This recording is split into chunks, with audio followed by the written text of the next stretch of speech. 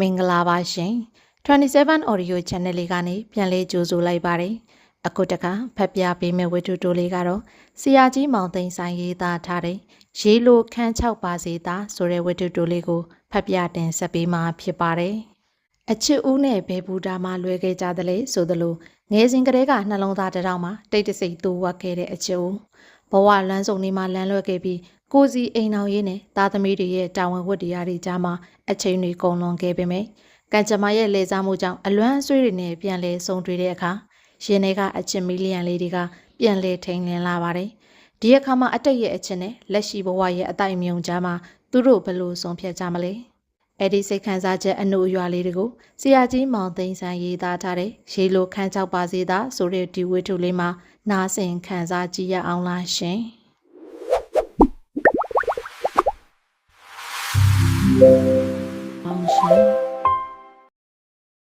ကျောင်းမှာရှိကြစဉ်တုန်းကတော့စောလန်လက်နဲ့မေမေစိန်မှာအလွန်ရင်းနှီးသောတငယ်ချင်းများဖြစ်ကြသည်အထက်တန်းကျောင်းဤစာသင်နှစ်များတွင်စောလန်လက်သည်ထထမြက်မြက်ရှိသောကျောင်းသားတစ်ယောက်ဖြစ်သည်စာတော်သည်ဝရိယရှိသည်အကျင့်စာရိတ္တကောင်းသည်စသည်ဖြင့်ဆရာတို့ကတတ်မှတ်ခြင်းခံရသောကျောင်းသားတစ်ယောက်ဖြစ်သည်သူ၏အိန္ဒြေသိက္ခာရှိမှုရိုးသားမှုတို့ကြောင့်ကျောင်းတွင်ကြော်ကြားမှုရှိခဲ့သည်အထူးသဖြင့်မိန်းကလေးအတိုင်းအဝိုင်းတွင်ဖြစ်သည်မိမိစိန်ကစာတွင်ထက်ထမြက်မြက်ရှိလာသူမဟုတ်သို့သောသူမ၏ကြော်ကြားမှုကိုကျောင်းအားကစားပြိုင်ပွဲများမှရရှိခဲ့သည်သူမသည်တာတိုနှင့်အမြင့်ခုံတွင်ပိုဆွဲခဲ့သည်ကျောင်းပရဝုံတွင်သာမကမြို့နယ်အဆင့်အထိတက်ရောက်ခဲ့သည်ဗော်လီဘောတွင်တိုင်းလက်ရွေးစဉ်အထိပါဝင်နိုင်ခဲ့သည်စောလန်လက်နှင့်မိမိစိန်မှအိမ်နီးချင်းများဖြစ်ကြသည်ထို့ကြောင့်သွားတူလာတူဆိုသလိုတပူးတွဲရှိခဲ့ကြသည်တိတ်မယင်းနေကြသူများကသူတို့ကိုမောင်နှမဟုထင်ကြသည်မိမိစိန်သည်လှသည်ဤဒီကိုစောလန်လက်အစောကြီးကလေးကတတိပြုခဲ့မိသည်ပွင့်လင်းလွတ်လပ်သည်တောက်ပသောမျက်ဝန်းများနှင့်နှစ်ချိုက်ဖွဲအပြုံးကိုထာဝရဆောင်ယူထားတတ်သည်စောလွင်လက်သည်မိမိစိတ်အပေါ်မှစိတ်ဝင်စားခဲ့သည့်အမှန်တာမန်အတိုင်းအတာအထက်လွန်ကဲစွာခင်တွယ်ခဲ့သည့်အမှန်ပြောရလျင်တော့မိမိစိတ်ကိုသူချစ်သည်တို့တိုင်းသူ့အချစ်ကိုမြည်တို့လက်ဟာရမည်မသိတတ်ခဲ့မြည်တို့သိတာအောင်ဖော်ပြရမည်မတွေးတတ်ခဲ့မိုင်မဲစွာတရေဘောကြောင်စွာမျိုးသိပ်ချခဲ့သည်တို့ဖြစ်သူတို့နှစ်ယောက်သည်တငယ်ချင်းအဖြစ်နဲ့သာဆက်လက်တည်ရှိနေခဲ့သည်အပြင်ပန်းအနေနဲ့ကြည့်မိဆိုလျင်မိမိစိန်သည်လှသည်ချမ်းသာကြွယ်ဝသည်ထို့ကြောင့်ဘဝအကျိုးပေးကောင်းသည်ဟုထင်နိုင်စရာရှိသည်သို့သောမိမိစိန်ကအများထင်သလောက်ကုသိုလ်ကံကောင်းသူတစ်ယောက်မဟုတ်ခဲ့ပါသူမ၏အသက်17နှစ်အရွယ်တွင်ဖေဖေဆုံးပါခဲ့သည်သူမ၏မိမိမမှုသူမ9နှစ်သမီးအရွယ်ကလေးကဆုံးပါခဲ့သည်သူမသည်ဦးလေးဖြစ်သူ၏အုပ်ထိန်မှုအောက်၌ကြည်ပြင်းလာခဲ့ရသည်မိမိစိန်၏ဖခင်သည်အောင်မြင်ကြောကြားသောရှေ့နေတဦးဖြစ်သည်မိခင်မှာဆန်ဆက်ပိုင်းမျိုးရိုးဖြစ်သည်နေပါလာသောတရိယာစရာများထဲမှပင်ဖေဖေသည်ဂီတဝါဒနာရှိယုံပကြီးနှစ်သက်ပုံတို့ကိုအမှတ်ရမိသည်ပကြီးပြပွဲများသို့မိမိအားခေါ်သွားတတ်ပုံအိမ်တွင်ဂီတပညာရှင်များအားခေါ်ယူကာတီးမှုတ်စေပုံတို့ကိုတတိယသည်အကယ်၍ဖေဖေသားယခုတိုင်အသက်ထင်ရှားရှိနေအောင်မည်ဆိုလျင်မိမိအားများစွာမြေတောင်မြောက်ပေးနိုင်လိမ့်မည်ဟုမိမိစိန်ထင်သည်ဖေဖေသည်နှလုံးရောဂါဖြင့်ရုတ်တရက်ဆုံးပါသွားခဲ့ရခြင်းဖြစ်သည်မိမိစိန်၏ငယ်ဘဝသည်ဖေဖေအားတန်တလွမ်းဆွရခြင်းဖြင့်ပြည့်နှံနေခဲ့သည်မိမိနှင့်ပတ်သက်၍မူဝိုးတဝါသာရှိခဲ့သည်ဘာတစ်ခုမျှပြက်ပြက်ထင်ထင်တွေးမရနိုင်တော့မိမိဆုံးပါသွားသောအခါနာနီတယောက်ကိုငှားထားခဲ့သည်မတ်သူစာဟုခေါ်သည်ကျန်နာတတ်သောခလေးထိန်တယောက်ပင်ဖြစ်သည်မတ်သူစာသည်အိမ်တောင်30ထူခဲ့ညာသားသမီးမရခဲ့ထို့ကြောင့်မိမိစိန်အားသားသမီးရင်းချာနဲ့မချချစ်ခဲ့မိမှာတန်တရားရှိစရာမလိုပါဒေါ်သူစာသည်အယူသည်အဆွဲအလန်းကြီးသည်စိတ်ကောက်တတ်သည်စကားအမြင်မပြတ်ပြောတတ်သည်ဝင်တိုညူစုသည်သို့သောမိမိစိန်ကတော့ဒေါ်သူစာကိုချစ်ပါသည်ဒေါ်သူစာမှတပါတခြားချစ်ရမည်သူမရှိ၍ဖြစ်ကောင်းဖြစ်မည်ထားပါဖေဖေဆုံးသောအခါဦးလေးဖြစ်သူနှင့်အတူနေထိုင်ရဖို့ဖြစ်လာသည်လူမမဲသားရှိသေးသည့်မိမိစိန်၏အမွေထိန်အဖြစ်သို့ဦးလေးမှာအလိုအလျောက်ရောက်ရှိလာသည်အသိဉာဏ်နှုံနဲ့သောဒေါ်သူစာနှင့်အုပ်ချုပ်မှုရော်ရဲသောဦးလေးတို့၏အုပ်ထိန်မှုအောက်တွင်မိမိစိန်သည်ဘိုင်းကောင်းကြောက်ပြီးမရှိခဲ့မိမိစိတ်ကြိုက်နေခြင်းသလိုနေလာခဲ့သည်ဦးလေးမှာလူပြိုကြီးတကူတဲ့သမားစီးပွားရေးမှာတပါတခြားပါကိုမျှစိတ်မဝင်စားပေထို့ကြောင့်လေကိုเจ้า၍ကိုလန်းเจ้าကိုထွင်ရသောမိမိစိတ်မှာအပြစ်ဆိုးစရာတစိုးတစီမရှိနိုင်ထင်မီ အထက်တန်းကျောင်းသူဘဝမှာပင်များစွာသောယောက်ျားကလေးများ၏စားပေးခြင်းရေးစားစကားပြောခြင်းကိုမိမိစိန်အပျော်အပြက်နှင့်လက်ခံလာတတ်သည်16နှစ်အရွယ်တွင်ရေးစားဒါဇင်ဝက်ထက်မနည်းရှိခဲ့ပြီသို့နှစ်ပင်တက္ကသိုလ်ရောက်လာသည်တက္ကသိုလ်ဝဲမိမိစိန်သည်ရေပန်းစားခဲ့သည်ကိုပိုင်ကားနှင့်ကြောင်းတန်းနိုင်သည်အာကစားထူးကျွန်းသည်လှသည်ဂိုင်းဘာလိုပါသေးသလဲထိုအခါမှာတော့မိမိစိန်မှာချစ်သူတကယ်ရှိလာသည်တယောက်မှဈေးတန်းတောက်ပြီးစကတ်ကြီးစကတ်ကျဲပြောတတ်သည်ဒသနိကကျောင်းသားတယောက်ဖြစ်သည်တခြားတယောက်မှာတက္ကသိုလ်ဘတ်စကတ်ဘောအသင်းမှာလက်ရွေးစင်တယောက်ဖြစ်သည်တခြားလည်းရှိပါသေးသည်သို့သောပြီးပျောက်ဖြစ်၍၎င်းတို့ကိုမိမိစိန်စာဖွဲ့မနေလိုတော့ကိုဈေးတန်းကိုမိမိစိန်သဘောချမိသည်မှာသူနှင့်စကားပြောရသည်ကိုပြော၍ကိုဘောလုံးကိုနှစ်ချိုက်သည်မှာကိုယ်တိုင်ကအာကစားဝါသနာပါ၍ကိုစေးတံသည်ပင်ဒီတိုက်ပုံနှင့်ရောလုံကြီးဝေးလေးရှိသည်တနေ့သောအခါစာရေးဆရာတယောက်ဖြစ်လာရစေမည်ဟုအာမခံချက်ပေးသည်ကိုဘောလုံးကခေအမီဆုံးဝတ်စားများကိုဝတ်လေးရှိသည်ဆက်လိမ့်နှင့်အရက်သေးစားရှောင်းသည်တနေ့သောအခါအင်ဂျင်နီယာဖြစ်လာစေရမည်ဟုအာမခံချက်ပေးသည်မိမိစိန်သည်သူတို့နဲ့တွေ့နေရမှာဘာမပြောညာမပြောရုတ်တရက်အဆက်ဖြတ်လိုက်သည်ထိုအခါမိမိစိန်တတရနှစ်သို့ရောက်နေပြီတတရနှစ်တွင်မိမိစိန်သည်စာကြိုးစားသောကျောင်းသူတစ်ယောက်ဖြစ်နေပြန်သည်ထိတ်တန်းစားအမှတ်တွေရနေခဲ့သည်ပြီးကြပြတိုးကြပြစဝိထုတိုဝိထုရှိတွေရေးဖို့စိတ်ပါလာသည်အာကစားကိုလုံးဝဆွလွန်လိုက်သည်ကြပြနှစ်ပုံမှာမဂဇင်းကြီးတစ်ခုတွင်ပါဝင်ခဲ့ပြီးဝိထုတို3-4ပုံမှာအမျိုးသမီးမဂဇင်းများတွင်ပါဝင်ခဲ့သည်ဒီရကြမတော်တဆဆိုသလိုရုပ်ရှင်မင်းသားတစ်ယောက်နှင့်ညီလိုက်သေးသည်သို့သောနမဲကျော်သလောက်အောက်တန်းစားဆန်သူဖြစ်ကြောင်းတွေ့ရပြီးရှောင်တိန်ခဲ့သည်စောလွင်လက်ကိုအမှတ်မရဘဲမနေနိုင်ပါအထူးသဖြင့်တစောင်းမုံလာပြီးညသို့ရောက်လေတိုင်းထူးထူးခြားခြားတတိယမိတတ်သည်မမေ့ကောင်းသောအကြောင်းကလေးတစ်ခုရှိသည်တစောင်းတိုင်းမီးထွန်းပွဲတော်တိုင်းမြို့တွင်ဝင်ကဘာကိုတခန်းတနာတိဆောက်လေးရှိသည်မြို့စွန်မှရက်ကွက်တစ်ခုတွင်ဖြစ်သည်မိမိစိန်တို့လာပြည့်ညတိုင်းဝင်ကဘာသို့တွားရောက်တတ်မြဲမင်းကလေးအဖော်ရီစုပြီးဝင်ကဘာသို့လှည့်လေတတ်မြဲ10တန်းနှစ်တွင်ဖြစ်သည်ထုံးစံအတိုင်းတငယ်ချင်းတွေနဲ့ဝင်ကဘာပွဲသို့ရောက်သည်ဝင်ကဘာလှည့်ကြသည်ဒီမှာမိမိစိန်အဖော်ရီနှင့်ကွဲသည်ဝင်ကဘာထဲမှာထွက်ပေါက်ရှာမရပဲတဝဲလေလေရှိသည်ခြေညောင်လာပြီးထွက်ရည်လည်းမရဒီမှာမိမိစိန်ကိုစောလွင်လက်ကရုတ်တရက်ရှာတွေ့သွားသည်ထွက်ပေါက်ကိုခေါ်ယူခဲ့သည်အိမ်သို့2ယောက်အတူပြန်လာကြသည်ညကအင်မတန်လှသည်ညလာပြေးညချမ်းအေး၍လဲနေသည်ဒီမှာစောလွင်လက်သည်မိမိစိတ်၏ပခုံးကိုအချမ်းပြေဖတ်ထားသည်စကားတွေတွတ်ပြောလာသည်မိမိစိတ်တွင်စောလွင်လက်အားအလွန်အမင်းနှစ်ချိုင်အားကိုစိတ်ဖြစ်ပေါ်ခဲ့သည်အကယ်၍သူသားဖွင့်ဟ၍ချီရေးဆိုလျင်လိုက်လျောရန်အသင့်ရှိနေမိသည်အင်ချံဘဝသို့ရောက်သောအခါခွဲခွာရမှဝင်လေးသလိုရှိနေကြသည်စကားမပြောဘဲတယောက်မျက်နှာတယောက်လာရောင်ဖြစ်စူဆိုင်ကြည့်နေကြမိသည်အကယ်၍ထိုအချိန်ကစောလွင်လက်သားနန်းကလေးရင်မိမိစိန်ခွင်လွန်မှအမှန်နန်းပါစေဟုလေတောင်းတမိသည်သို့သောစောလွင်လက်သည်မနန်းခဲ့ဒီအဖြစ်ကိုတော့မိမိစိန်မမေ့ဘယ်အခါမှမမေ့တက္ကသိုလ်ဝဲသူနှင့်မကြာခဏဆုံးသည်မိမိစိန်ခိုင်းသမျှမငြီးမညူဆောင်ရွက်ပေးသည်မိမိစိန်အပါမှာချစ်သူတွေဝိုင်းလည်နေပြီဆိုသောအခါတွင်မူသူသည်တက္ကသိုလ်မှပျောက်ဆုံးသွားသည်သူတန်ရာပကြီးစရာဘဝကိုခံယူသွားပြီဟုသိရသည်ထုံးဝင်းတန်းကိုဘာကြောင့်လက်ထပ်မိလေသလဲယခုအခါမိမိစိန်တွေးမရနိုင်ခဲ့ထုံးဝင်းတန်းနှင့်စုံတွေ့ပုံမှာအလွန်လျင်မြန်သည်ချစ်ကြသည်မှလည်းမြန်သည်လက်ထပ်ဖို့ဆုံးဖြတ်ရာတွင်လည်းအချိန်ဆွဲမနေခဲ့စုံမိကြပြီးတလားအကြာတွင်ချစ်ရေးဆိုသည်ကိုလက်ခံလိုက်သည်3 လအကြာတွင်လက်ထပ်လိုက်ကြသည်ထုံးဝင်းတန်းနှင့်ငပလီတွင်စုံမိသည်တငယ်ချင်းတယောက်ကမိတ်ဆက်ပေး၍တည်ကျွမ်းကြသည်ဘန်ဂလိုသို့အလဲလာရမှရင်းနှီးခဲ့ကြသည်ရန်ကုန်ရောက်တော့မိမိစိတ်ထန်သူလာသည်ရုပ်ရှင်ကြည့်ကြရှောက်လဲကြနေပင်ချစ်သူများဖြစ်လာသည်လက်ထပ်ခွင့်တောင်းသောအခါအလွယ်တကူခွင့်ပေးလိုက်သည်။ကိုင်ဘလောက်မြန်ပါသလဲ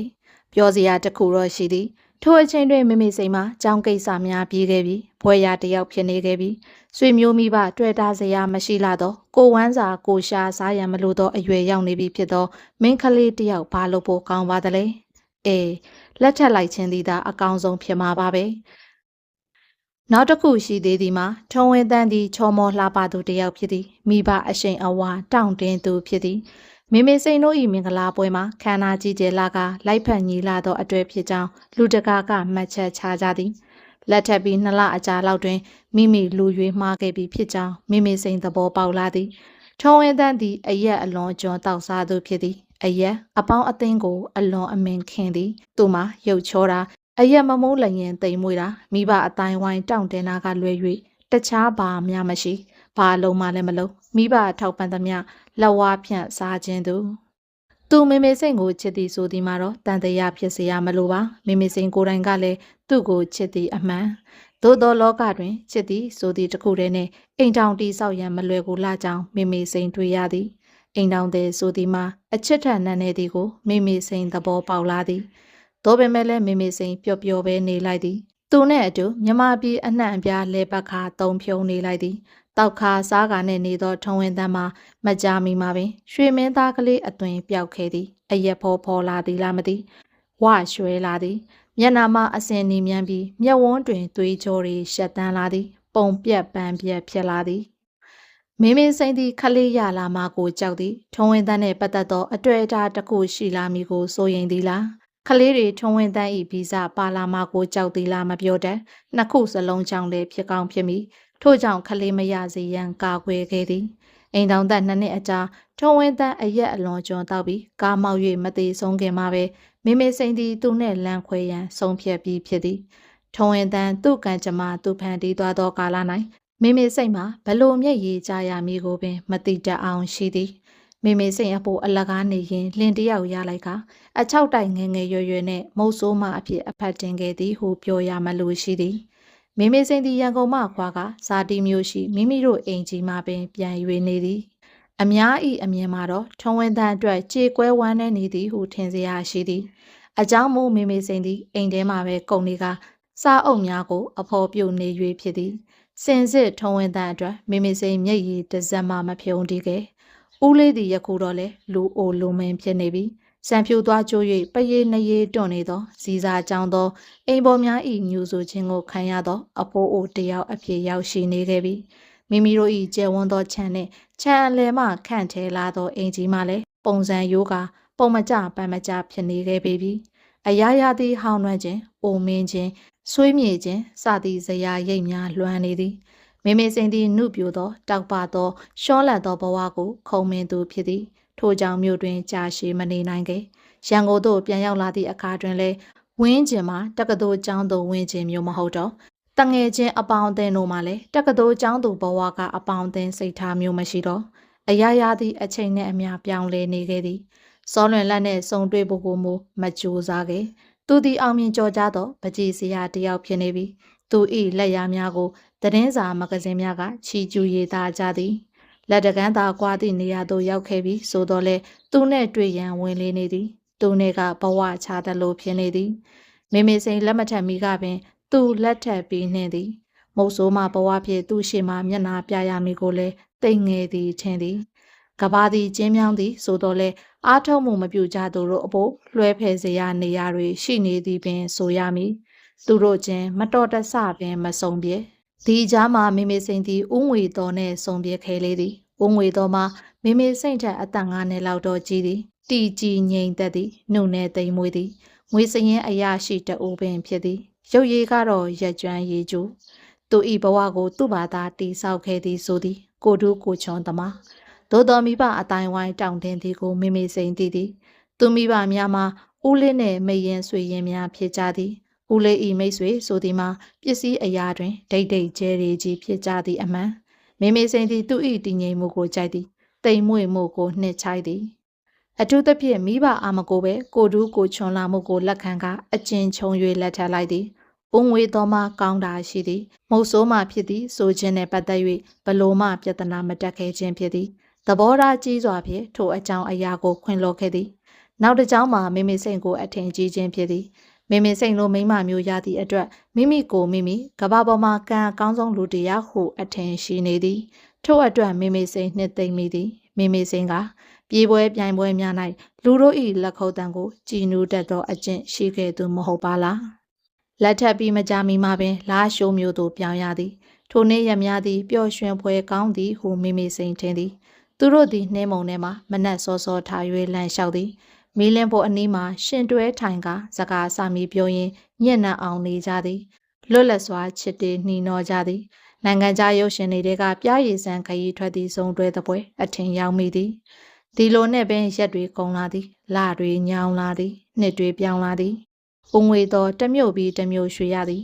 အများအားဖြင့်တော့ဝေးလံသည့်ခေါင်သောဒေသများရန်ကုန်မှာနားရသည့်ရက်ဟူ၍များစွာမရှိလားမိမိစိန်သည်အသက်30အရွယ်သို့ရောက်လာသည်ဦးငွေသောသည်တစတက်တစထုံထိုင်းလာသည်မိမိစိန်အပေါ်80အစနိုင်လာသည်အလုတ်ကိုပို၍ကယူဆိုင်တော့လေအမှားမကင်မဲရှိသည်အမှန်ပင်ဦးငွေတော့လေသားသမီးလူချင်းရှာပေမည်ခလေးတို့၏ဖခင်အဖြစ်ခံယူလိုသည်သို့တော်သူသည်မိမိစိန်၏လျှို့ဝှက်ချက်ကိုမသိမိမိစိန်၏စံဓာကိုသဘောမပေါသူတို့တွင်သားသမီးမရှိခဲ့ခလေးမရှိခဲ့မိမိစိန်ကိုယ်တိုင်လည်းစိတ်တိုးလွယ်သောတီးမခမ်းတတ်သောဇနီးအဖြစ်သို့ကြာရောက်လာသည်ဘဝသည်၆တွေကညင်းငွေဖွယ်ကောင်းသည်ဟုထင်သည်အရာရာပေါ်စိတ်တိုင်းမကြခြင်းအလိုမပြည့်ခြင်းဖြင့်ဒေါသထွက်လဲလာသည်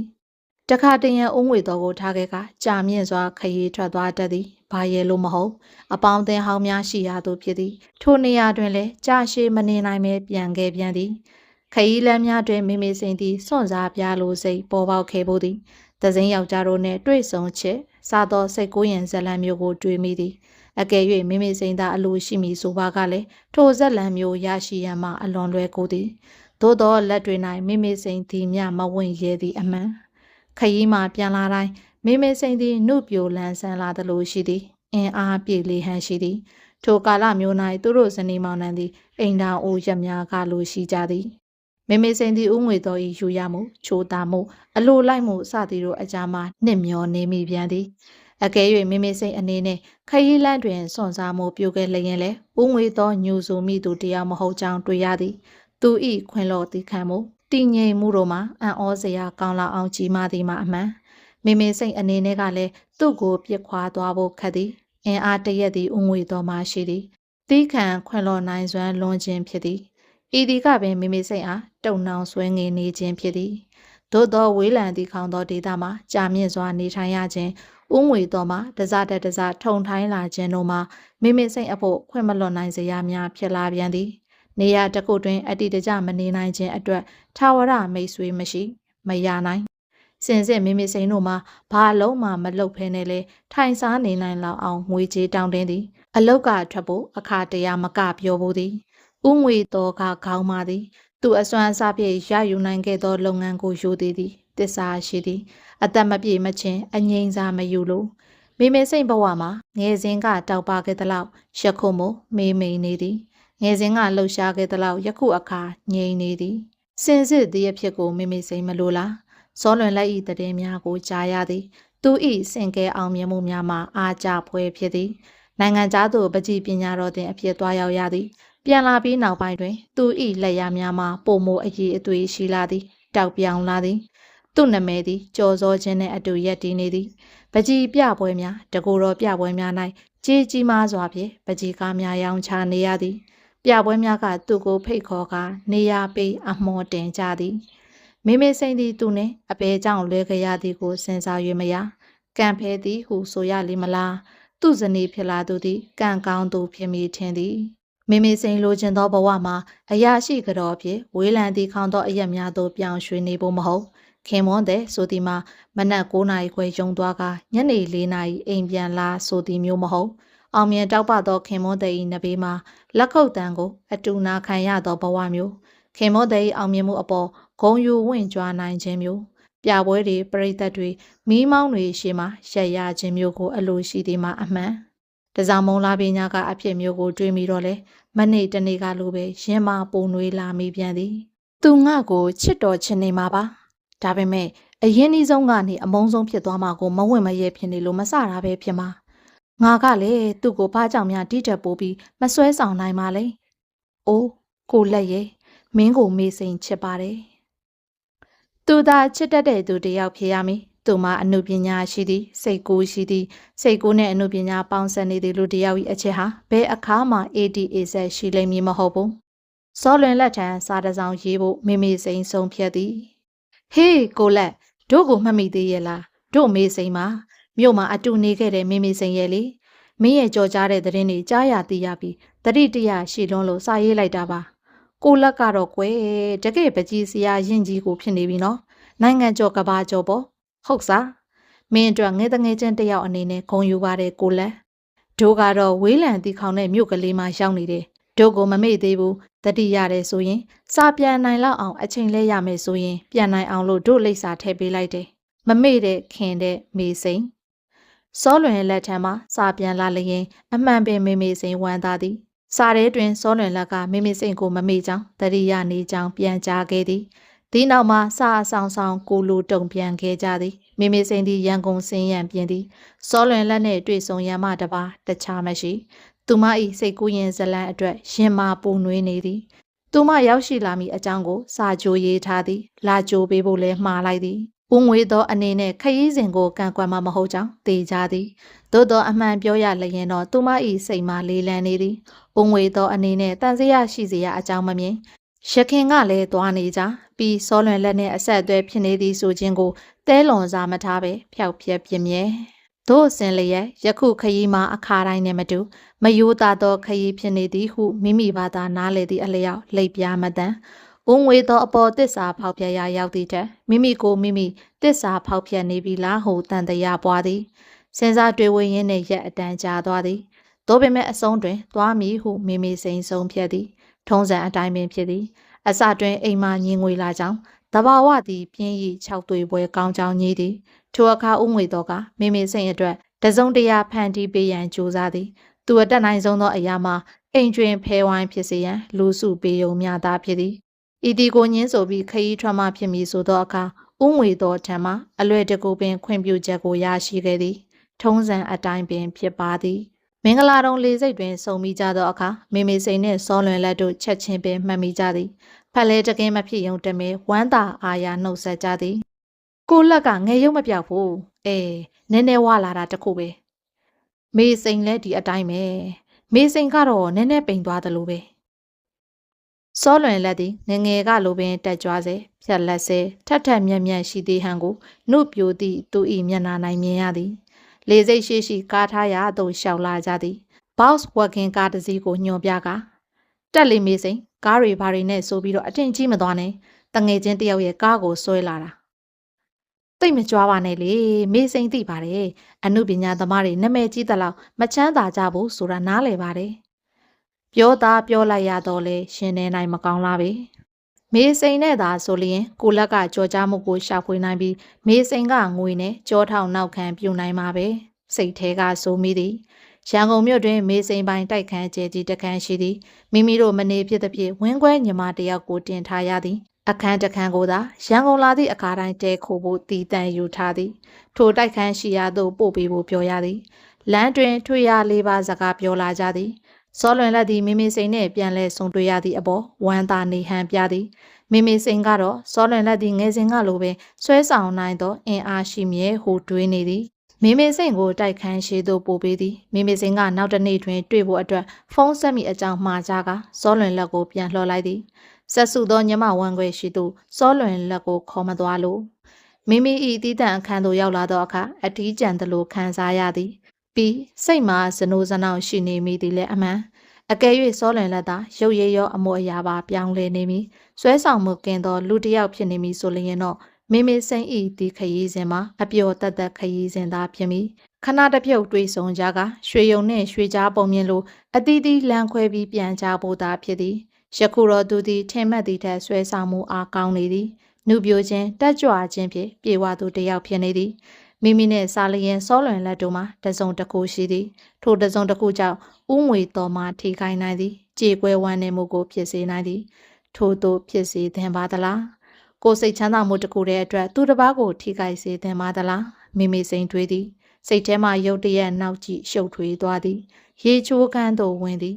မှန်မှမိမိမျက်နှာကိုကြည့်တော့စိတ်ပြတ်ညှို့ချုံလျက်ဖြစ်နေသည်ကိုတွေ့ရသည်အိုးနောင်ခါလာနောင်ခါစေးပေါ့ရေချိုးလိုက်သည်ပေါ့ပါလန်းဆန်းလာသည်နောက်တစ်နေ့ဖုန်းဆက်သောအခါစောလွင်လက်သည်ဝမ်းမြောက်ဝမ်းသာတုံ့ပြန်စကားပြောသည်စင်စစ်စောလွင်လက်သည်မိမိစိတ်ကိုထာဝရနှိမ့်ချိုက်သည်ရင်မာနှွေးထွေးပူရှင်ရခြင်းမျိုးနှင့်အမြဲတည်းတရားရှိသည်သူကိုယ်တိုင်လည်းမိမိစိတ်ကိုချစ်ရေးဆိုမကြည့်ဖြစ်ခဲ့သည့်အတွက်အမြဲတစေနောင်နာရနေမိသည် အကယ်၍ဟိုတခါကချီရေးဆိုခဲ့မိလျင်မေမေစိန်ညင်းပယ်ခြင်းမှညင်းပယ်လိမ့်မည်ဟူတော့အထင်သာသို့သောမေမေစိန်နှင့်သူတို့အကြားမှာအတားအစီကြီးတစ်ခုရှိသည်ရင်းမှာမေမေစိန်ကချမ်းသာသည်သူကဆင်းရဲသည်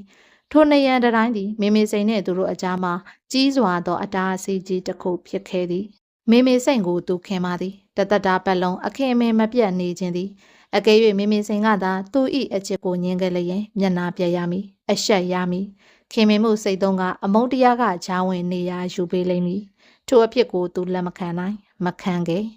ဒီလိုနဲ့တက္ကသိုလ်စာသင်နှစ်များဝဲမေမေစိတ်အပါ၌ချစ်သူတွေတွေ့လာရသည်မေမေစိန်သည်မိမိအဖို့မစားကောင်းသောအတီးသားသည်ဟုဝေးရမှရှဲခဲ့ရသည်ညှော်လင့်ချက်ကပေရလကန်ထားခဲ့သည်ဒီအကြားမှာပင်မေမေစိန်ဆိုသောအတန်ကြားရပါကအသေးမှစက္ကနဲတုံခါလာတတ်မြေဒီလောကအောင်မြင်မှုတွေမရမီမှာပင်သူသည်ပုံပုံကိုလက်ထပ်ခဲ့သည်ပုံပုံသည်ဇနီးကောင်းတစ်ယောက်ဖြစ်သည်မိခင်ကောင်းတစ်ယောက်လည်းဖြစ်ပါသည်စကားနဲ့ကရီမှန်းချက်ကြီးကြီးမားမားထားတတ်သူလည်းမဟုတ်အလဲလက်တန်းစားမိသားစုမှာပေါက်ဖွားပြီးပညာလည်းသိမ့်မတန်မေမေစိန်နဲ့စားလျင်တော့သို့သောပုံပုံကိုလက်ထပ်ခဲ့ခြင်းအတွက်စောလွန်လက်နောင်ကြမရပါ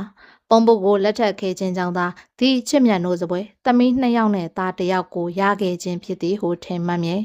သူသည်ဒီဘဝသို့ရောက်ရန်အတော်ပင်ရုန်းကန်ခဲ့ရသည်အချမ်းသာကြီးမဟုတ်သည့်တိုင်ဘဝကိုတည်ငြိမ်အောင်တည်ဆောက်နိုင်ဖို့ဆိုသည်မှာသူ့လိုတုံညာမှစားရသည်လူတယောက်အတွက်မလွယ်ကူလားအသက်32နှစ်ရှိလာပြီဆိုသောအခါတွင်မှအတန်အသင့်တန်းစီလန်းစီဖြစ်လာသည်သူတွင်အနာဂတ်ရှိသည်ရှမ်းရှမ်းတောက်ကြောကြဖို့ငွေရဖို့ဆိုသည့်ထက်ရေရှည်မိအမှုပညာလက်ရာများကိုရေးဆွဲသွားနိုင်ဖို့ဖြစ်သည်အမှုပညာကိုအသက်မွေးဝမ်းကြောင်းဖို့တဂန္နဝင်မြောက်ဖို့အသုံးချခြင်းသည်ဤဒီမှာသူ၏ရည်မှန်းချက်ဖြစ်သည်မေမေစိန်ဤစာကိုရသောအခါသူအံ့အားလဲတင်သည်ဝမ်းလဲသားမိသည်ငယ်ငယ်ကအဖြစ်ပြတ်တို့သည်မနေ့တနေ့ကလိုပူနွေးစွာပြန်လဲထင်ဟပ်လာသည်အိုးပြီးမိကောင်ပေါက်တယောက်လိုရှင်တွေပင်ခုန်ခဲ့ရသေးသည်မေမေစိန်နဲ့ပြန်လဲဆုံတွေ့သောအခါထိုခန်းစားချက်မှာပို၍ပြင်ပြလာသည်မေမေစိန်နဲ့သူတို့အကြောင်းကိုပြန်ပြောင်းစဉ်းစားလိုက်သောအခါခံရသောနော်ဘယ်ဝတ္ထုကြီးများ၏အစပိုင်းကိုဖတ်နေရသလိုရှိသည်ညကအတွေးဝင်ကဘာမှခြားခြားလဲနေခဲ့သည်မေမေစိန်အကြောင်းကိုအိမ်မက်ပင်မမိသေးသည်မေမေစိန်ကတယ်လီဖုန်းဖြင့်တွေ့ဆုံမှုချိန်လိုက်သောအခါသူ၏ပြကန်းသို့လာခဲ့ဖို့မှားလိုက်သည်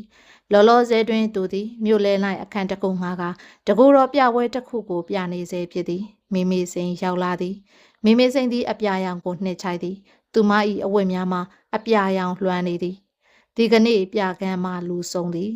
မိတ်ဆွေပကြီးစရာများစာရေးစရာများသတင်းစာစရာများရောက်နေသည်မေမေစိန်နှင့်မိတ်ဆက်ပေးရသည်ကံအားလျော်စွာပင်ပြင်သစ်တန်ယုံကစီမီကွက်အကပကြီးကားတစ်ချက်နှင့်တာစွာပကံပကြီးကားတစ်ချက်ကိုဝယ်ယူရန်စကားကန်လန်သွားသည်12နာရီလောက်လူရှင်းစာအချိန်မှာမေမေစိန်နှင့်အေးအေးဆေးဆေးစကားပြောဖို့အချိန်ရသည်တိတ်ကောင်းတဲ့နေရာလေးပဲကိုလက်ဒီမှာပြပွဲဒီမကြခဏလုပ်သလားလုပ်တယ်တခါတလေတော့တကူတော့တခါတလေတော့လဲစုပေါင်းမော်မေမေစိန်လာကြည့်ချင်လိုက်တာဒီလိုကြော်ကြတဲ့စာရေးဆရာတွေလဲလာတယ်နော်တချို့ဆိုရင်စာသားဖတ်ပူနေတာခုမှပဲလူကိုတွေ့ဘူးတော့တယ်အနုပညာသမားတွေကြက်စားတဲ့နေရာပေါ့နော်အဲ့လိုပြောရင်လည်းဖြစ်နိုင်ပါတယ်မေစိန်ဒါထက်မေစိန်စာရသွားတော့အံ့ဩမသွားဘူးလားအံ့လဲအံ့ဩတယ်ဝမ်းလဲတိတ်တာတယ်မေစိန်ကိုလက်ကိုမမေ့ပါဘူးကိုလဲမေစိန်ကိုမမေ့ပါဘူးလူကိုယ်တိုင်ပြန်တွေ့ရတော့တိတ်ပြောသွားမိတယ်မေစိန်ဟာနှုတ်ပြိုစဲလှစဲပါပဲကျေးဇူးတင်ပါတယ်ကိုလက်နဲ့တွေ့ရရင်စိတ်ချမ်းသာရတယ်ဘာကြောင့်လဲဆိုတော့ကိုလက်ကအမြဲမြောက်ပြောတာကိုမြောက်ပြောတာမဟုတ်ပါဘူးမေစိန်ရဲ့တကယ်မို့တကယ်ပြောတာပါဘာပဲဖြစ်ဖြစ်လေအဲ့ဒီအတွက်ကိုလက်ကိုမေစိန်တခုခုကြွေးပေးရစေစားတော့ဆိုင်တခုခုကိုတွားကြရအောင်နော်မေစိန်ထမင်းမစားရသေးဘူးလားကိုကတော့အင်ကစားလာခဲ့ပြီအော်ဟုတ်ပါရဲ့မေစိန်ကသာဧည့်သည်ကိုလက်ကအိုးနဲ့အိတ်နဲ့ဆိုတာမေစိန်မေ့နေတယ်အိုးနဲ့အိတ်နဲ့သားနဲ့မရနဲ့ဆိုပါတော့မေစိန်ခလေးဘယ်နှယောက်လဲ3ယောက်ကြားတစ်မနဲ့လေအော်ကိုလက်အမျိုးသမီးကပုံပုံနဲ့ကိုလက်တို့အိမ်အောင်ကြီးအဆင်ပြေပါတယ်နော်ဒီလိုပါပဲမေစိန်ရဲ့အော်ဒါထက်မေစိန်ထမင်းမစားရသေးဘူးဆိုတော့စနေမှာပေါ့နေ့လေတနာရီကြီးများတော့ရှိနေပြီကိုကလည်းဧည့်သည်ကိုပြစ်ထားမိသလိုဖြစ်နေတယ်ကိုလည်းဟောရပြောရရှင်းရလင်းရနဲ့ထမင်းပြန်စားလာပြီဆိုင်တဆိုင်ကိုသွားကြစို့နော်စောလွင်လည်းသည်မေမေစိန်ကိုချစ်တီထမင်းဆိုင်တဆိုင်ဆိုခေါ်လာသည် ထိုဆိုင်မှာနှစ်ပရိစေတာကြာမြင့်စွာကယခုတိုင်ဖွင့်လှစ်ထားသောဆိုင်ဟောင်းတစ်ခုဖြစ်သည်အတိတ်ကိုပြန်ပြောင်းတတိယစေနိုင်သောဆိုင်ဖြစ်သည်စောလွန်လက်နှင့်မိမိစိန်တို့တက္ကသိုလ်မှရှိကြစဉ်ကချစ်တီးအစားအစာကြိုက်သောမိမိစိန်နှင့်အတူဒီဆိုင်သို့အရောက်အပေါင်းများတက်စမြဲဆိုင်ဤကြောင်ကျသောထိုင်ကုန်ကလေးများကိုမိမိစိန်တတိယနေသည်ထိုနေရာတွင်ထိုင်မြဲဖြစ်သည်ကိုအမှတ်ရသည်ဘာကြောင့်စောလွန်လက်သည်မိမိကိုဒီဆိုင်ဟောင်းသို့ပြန်ခေါ်လာကြောင်းသဘောပေါက်လာသည်အခါတိုင်းလိုပဲစိတ်အုံနောက်မဲ့စားမယ်မဟုတ်လားမေစိန်ဒါပေါ့ကိုလက်ဒါပေါ့ထမင်းမှာကြားခိုင်စပွဲတွင်မျက်နှာချင်းဆိုင်ထိုင်ကဘာစကားများမပြောဘဲတယောက်မျက်နှာကိုတယောက်ကြာမြင့်စွာစူးစိုက်ကြည့်နေမိကြသည်ထိုအခါမေစိန်ဤစိတ်ထဲတွင်စောလွန်လက်သည်မိမိနှင့်အထိုက်တန်ဆုံးလူတစ်ယောက်စောလွန်လက်ဤဘဝလှုပ်ရှားမှုများမှာမိမိလိုလားတောင်းတသောဘဝဖြစ်သည်ဆိုခြင်းကိုလေးနက်စွာတွေးမိလာသည်မေစိန်စောလွန်လက်ခေါ်လိုက်သည်မေစိန်ရဲ့ဘဝဟာအခုမေစိန်ကိုမြင်နေရသလိုပျော့ပျော့ရွှင်ရွှင်ပဲပေါ့နော်ခိတ္တဆိုင်နေပြီးနောက်ဟုမိမိစိန်အပြေပေးပြသည်မိမိစိန်တုံဆိုင်နေပုံကိုစောလွန်လက်တတိပြုမိသည်သူမ၏အပြေမှာရာနှုံးပြေမမှန်ကန်ကြောင်းအကဲခံနိုင်စွမ်းရှိသည်တို့များဟာငယ်တငယ်ချင်းတွေနော်မိမိစိန်ပြန်မေးသည်ဒါပေါ့မိမိစိန်အရင်နှီးဆုံးငယ်တငယ်ချင်းတွေလေအရင်နှီးဆုံးမို့ပွန့်ပွန့်နေနေပြောပြကြဆိုရင်အိမ်တောင်ကြီးမှာကန်ဆိုးခဲ့ပါတယ်ကိုလက်ရဲ့စောလွန်လက်သည်ထိုစကားကိုစားလိုက်မိသည့်အတွက်နောင်တရမိပုံပေါ်သည်မိမိစိန်ကမျက်နှာကလေးအိုစားသွားကငင်းညူသလိုဆိုလိုက်တော့အမှန်ပင်သူစိတ်မကောင်းမိမိစိန်ဤပထမခင်မွန်အကြောင်းကိုရောဒုတိယခင်မွန်အကြောင်းကိုရောအပေါင်းအသင်းများထမ်းမှကြားရပြီးဖြစ်သည်သူမိမိစိန်ကိုစာနာနိုင်ပါသည်ကံကောင်းသည်မှာစားစရာများရောက်လာခြင်းဖြစ်သည်စားပါမိစိန်ဒီဆိုင်ဟာဒုတိယကမ္ဘာစစ်ကြီးမဖြစ်ခင်လွန်ခဲ့တဲ့အနှစ်40ကတည်းကဖွင့်ခဲ့တဲ့ဆိုင်နဲ့လက်ရဟာလည်းအဲ့ဒီကဒီကနေ့အထိမပြောင်းလဲဘူးတဲ့ဆိုလာကြီးလားဟုတ်မဟုတ်တော့မသိဘူးလေတခုပဲပြောနိုင်တာရှိတယ်လွန်ခဲ့တဲ့10နှစ်ကကိုရော့ထိုင်ခဲ့တဲ့ဇပွဲနဲ့ကလတ်ထိုင်နေမပြောင်းလဲသေးဘူးဆိုတာပဲဟုတ်ပါရဲ့နော်ကိုလက်တို့မိစိန်တို့တော့မှအများကြီးပြောင်းလဲကုန်ပြီဟိုတုန်းကကိုလက်ဟာတာမန်ចောင်းသားတယောက်ခုတော့နာမည်ကျော်ပကြီးစရာအဲ့ဒါနဲ့အများကြီးရင်လာတာကိုလည်းထည့်တွက်ရမှာပေါ့ကိုလက်ကထင်သလောက်မအိုးစားပါဘူးမိစိန်သားဟင့်အင်းမိစိန်ဟာလည်းလှနေသေးပါပဲနည်းနည်းရင်ကျက်လာတာကလွဲလို့လှနေသေးပဲမေးစိန်ကိုပုံတူဆွဲကျင်တယ်မလောက်ပါနဲ့ကိုလက်တို့မှာမေးစိတ်ထက်သားတဲ့မော်ဒယ်တွေအများကြီးရှိနေမှာပါပုံတူအစွဲခံရမှလဲစိတ်ကမဝင်ရဲဘူးလေကိုပဲကွယ်တခြားသူမှမဟုတ်တာသစိမ့်တွေမှမဟုတ်တာကိုလက်နဲ့မေးစိန်ကတခြားသူတွေမဟုတ်ရင်ဘာလဲရင်ငယ်တငယ်ချင်းတွေလေနှစ်ယောက်သားထိုစကားကိုသဘောကျမိသလိုပြိုင်တူရှိမိကြသည်ယခုတော့လဲငယ်ဘဝအကြောင်းလေးပြန်ပြောင်းပြောရသည်မှာအရသာရှိလာသည်ဟုမှတ်ယူသည်ငယ်စဉ်ကအစမပြေဖြစ်ရမှုဆရာဤဓာန်ပေးခံရမှုတို့မှာယခုအခါရှိမောစရာများပင်ဖြစ်နေသည်ငယ်တငယ်ချင်းတွေကမှတ်မိသမျှသူတွေ၏အကြောင်းစုံစမ်းရသည်မှာနှစ်သက်ဖွယ်ဖြစ်သည်မိမိစိန်သည်စောလွန်လက်၏ပြကန်းသို့နေစဉ်လိုရောက်ဖြစ်သည်ပြကန်း၏နောက်ဘက်တွင်တီးတန့်အခန်းတစ်ခုရှိသည်အလုတ်ခန်းသို့မဟုတ်စတူဒီယိုထိုနေရာတွင်စောလွန်လက်ပကြီးများကိုညှက်နှက်ခံကဆွဲလေးရှိသည်စောလွန်လက်၏တကူတော်ပကြီးပြပွဲရက်စီကတိမ်လိုက်သည်ပကြီးကအတော်များများရောင်းရသည်ထိုအတွက်မိတ်ဆွေများကိုသူ့အခန်းသို့ခေါ်ယူကာပွဲကလေးတစ်ပွဲပေးသည်အရက်ပါသည်စားစရာပါသည်စောလွန်လက်ကဖိတ်ခေါ်သဖြင့်မိမိစိန်သည်ကုညီရန်ရောက်လာသည်ဒီလိုနေရာမျိုးသို့ပုံသည်ဘယ်အခါမှလာလိမ့်မရှိပေပုံသည်လူတော်တိုးဝန်းသည်တတ်တည်မရှိသည့်တိုင်အိမ်ကိုပြစ်ပယ်၍အပြင်သို့ထွက်လေမရှိခြင်းကြောင့်ဖြစ်သည်အိမ်မို့ကိစ္စမှတပါအခန်းအနားများကိုစိတ်မဝင်စားတတ်ဧည့်သည်များပြန်သွားပြီးသည့်အချိန်မှာအတော်ညင်နှံနေပြီစောလွန်လက်သည်ဧည့်ခံရင်အနေအပါတောက်ကြသည်ဖားသွားပြီလားမေစိန်ဖန်ခွက်များပကံများစားခြင်းစားကြယ်များကိုတင်ဆဲနေသောမိမိစိန်ကိုမေးသည်ရပါတယ်ကိုလက်ထားလိုက်စမ်းမမေးစိန်ရဲ့နောက်နေ့မှာကောင်လေးတွေကိုခေါ်သိမ်းခိုင်းလို့ရပါတယ်လာပါဆိုဖာပေါ်မှာလာထိုင်စမ်းပါမိမိစိန်သည်စောလွန်လက်၏နဘေးတွင်ဝင်ထိုင်သည်ကိုမအစင်အမြဲတတိယနေတာရှိတယ်မေစိန်ဘာကိုလဲရင်တစောင်းမုံလာပြင်းနေညတိုင်းကိုပေါ့မေစိန်မှတ်မိသေးသလားဝင်ကဘာထဲမှာမေစိန်လမ်းပြောင်းနေတဲ့အဖြစ်ကိုလေတိုက်ဆိုင်လိုက်တာမေစိန်လဲဒါကိုမကြခဏတတိယလေးရှိတယ်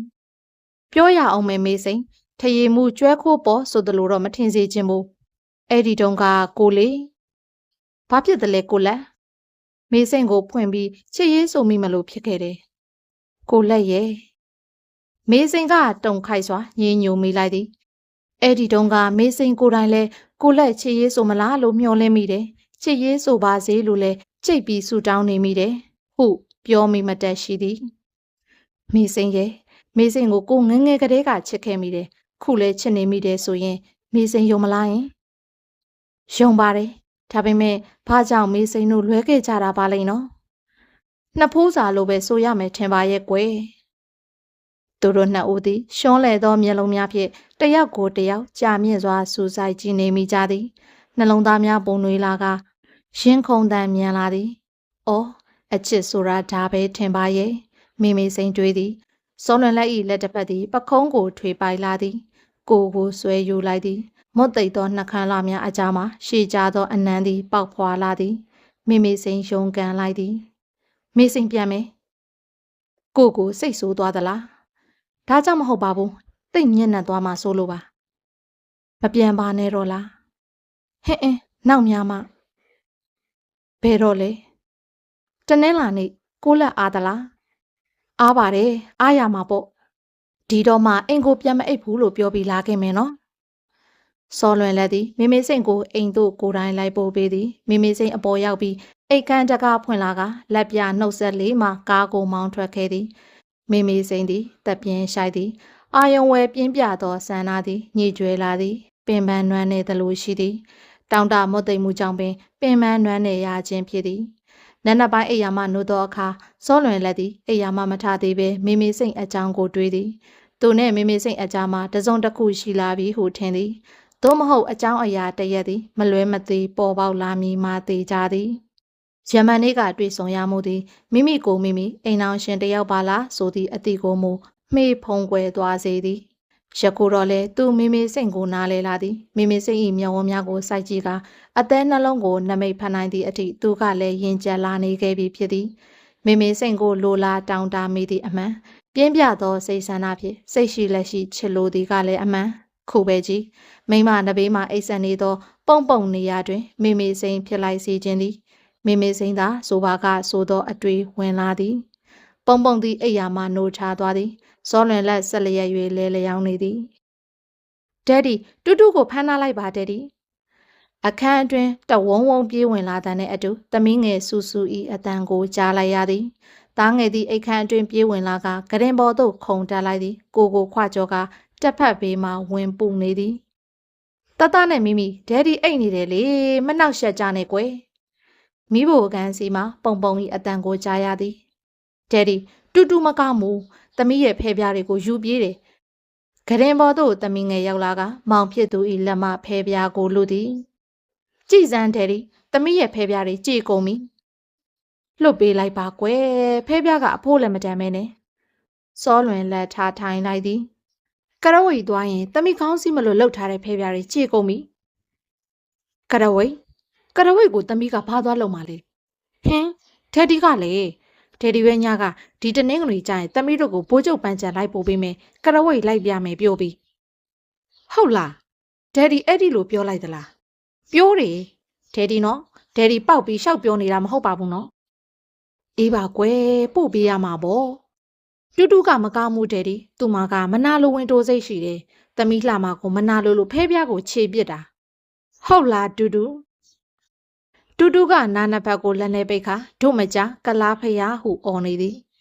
စူစူက6နှစ်တူက4နှစ်စူစူကတန်းရောက်နေပြီးတူကနောက်နှစ်တွင်ကျောင်းစာနေရတော့မီအငယ်ဆုံးကတော့နိုးဆိုးအရွယ်ကျောင်းပိတ်ရက်တွေတိုင်းမှာသူတို့ကတနေရာသို့လိုက်ပို့ရန်ပူစားတမြဲအိမ်မြဲသောပုံကတော့ဆိုရင်အလုတ်ကိုအပင်ပန်းခံကလုံလေးမရှိခလေးတွေကိုချမ်းလောင်ကြရီလိုမပြည့်စေခြင်း၍စောလွင်လက်ကိုယ်တိုင်တာဝန်ယူရသည်တာယာသောစီစာချိန်ဖြစ်သည်စောလွင်လက်တို့ပန်းချံကိုတပတ်ပတ်ခဲ့ပြီးကရဝိတ်ခမ်းမစီသို့ဦးတည်လာခဲ့သည်ခလေးနှစ်ယောက်သည်လက်တစ်ဖက်စီကိုဆွဲ၍အမေးအမြန်းထူကလိုက်ပါလာသည်ဘာလို့ဘိုးကျုပ်ပန်းချံလို့ခေါ်တာလဲဘိုးကျုပ်ဆိုတာဘာတူလဲကရဝိတ်ဆိုတာဘာလဲစသဖြင့်မေးလာကြသည်ဘိုးကျုပ်ပန်းချံဆိုတာကဘိုးကျုပ်အောင်ဆန်းဆိုတဲ့အာဇာနည်ခေါင်းဆောင်ကြီးကိုဂုဏ်ပြုပြီးခေါ်တာတူကိုပြောပြပါဒယ်ဒီဟင်းစူးစူးကိုပဲပြောပြပါဒယ်ဒီက2ယောက်စလုံးကိုပြောပြနေတာဟင်းတူကိုပဲပြောပြရမယ် စူးစူးကိုပဲပြောပြပါဒယ်ဒီစူးစူးတယောက်တည်းကိုပဲပြောကြည့်ဒယ်ဒီ तू တိတ်တကိုကောင်းဆန်တယ်စိတ်ထားယုံညံ့တယ်ဟဲ့သမီးကို့မောင်လေးကိုဒီလိုမပြောရဘူးလေဟုတ်တာပြောတာပဲဒယ်ဒီသမီးကြောင်းသွားနေတော့သမီးရဲ့အယုတ်တွေထုတ်ကစားပြီးတော့လွတ်ပစ်ထားတယ်အဲ့ဒီလိုမလုပ်ရဘူးမောင်နှမဆိုတာတင့်မြတ်ရတယ်နောက်တစ်ခါလုပ်ရင်မာမိကိုရိုက်ခိုင်းမယ်သားလေးကြောင်းတက်မယ်ဒယ်ဒီသူ့လိုကားကြီးနဲ့ကြောင်းတက်မယ်တက်ရမှာပေါ့သားရဲ့ကရဝိတ်သည်ရေပြင်ပေါ်မှငှက်ကြီးတကောင်နာနေသည်တို့ဖြစ်သည်တောအရေးသည်စိမ်များနေသည်ရေပြင်သည်စီးစာရောင်ဟန်နေသည်တပ်ပဲလာသောရွှေတကုံစီတီတော်မြတ်သည်ရေပြင်ဝဲအရေးထင်နေသည်ကရဝိတ်ခံမစီသို့ဝင်ခဲ့သည်သမီးရေခဲမုတ်စားမယ်တတကဒယ်ဒီလိုဘီယာတောက်ချင်တယ်ကြာတာမိုးကြိုတူတူရဲ့စီးစာပြေကမီလုံးများထွန်ကြီးစာအချိန်တွင်ကရဝိတ်ခမ်းမှထွက်ခဲ့ကြသည်ရှေ့မှကားတစ်စီးထိုးဆိုင်လာသည်ကားထဲမှအမျိုးသမီးတစ်ယောက်ဆင်းလာသည်ဟင်မေစိန်ဟဲကိုလက်အမှန်တွင်မေစိန်သည်ညမဝမ်းခွင်နှင့်အတူနမဲကြီးကရဝိတ်ရေခဲမုတ်လာစားကြခြင်းဖြစ်သည်မမျောလင့်မဲစောလွင်လက်နှင့်စုံမိခြင်းဖြစ်သည်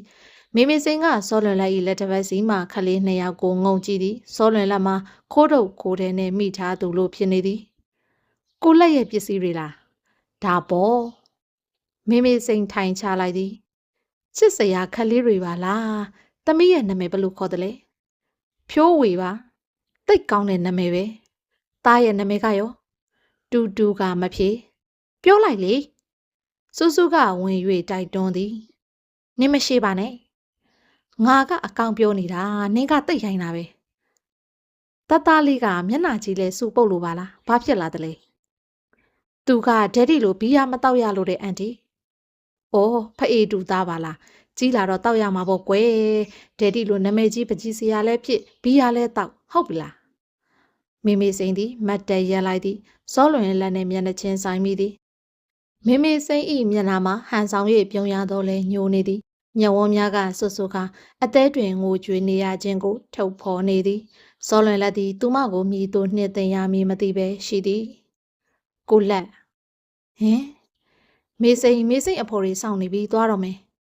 စောလွင်လက်ကောင်းငိမ်ပြသည်ပြီးမှမနှက်ပြန်ပြခန်းကိုလာအောင်မလားဟင်လာပြစ်ချင်မှလာပြစ်မယ်မေစိန်သွားမယ်ကောင်းပြီလေအန်တီတက်တာခလေးနှစ်ယောက်ကိုလက်တွဲလျက်ကံပတ်လန်းအတိုင်းရှောက်ခဲ့သည်အဲ့ဒီအန်တီကတိတ်လာတာပဲဒယ်ဒီဘာတူလဲဟင်မေစိန်နဲ့သူနဲ့ဒယ်ဒီကဘာတော်တယ်လဲဟင်တငယ်ချင်းကျောင်းတုံးကအချစ်ဆုံးတငယ်ချင်းမေစိန်သည်မှန်မှတစဉ်ခဲသားရောင်ရေပြင်ကိုစူဆိုင်ကြည့်နေသည်အလိုလိုနေရင်ကြေကွဲခြင်းတလို့ဖြစ်နေသည်မိမိကိုနာကြည့်တလို့ရှိသည်နောင်တတရားသည်ရင်ဝဲကြရက်ထန်နေသည်ကံကောင်းလိုပါလားမိသားစုတစုရဲ့ဘဝများကိုဖျက်ဆီးပြစ်မိတော့မလို့ရှိတယ်တရခံဘဝကိုခံယူလိုက်မိတော့မလို့ဖြစ်သည်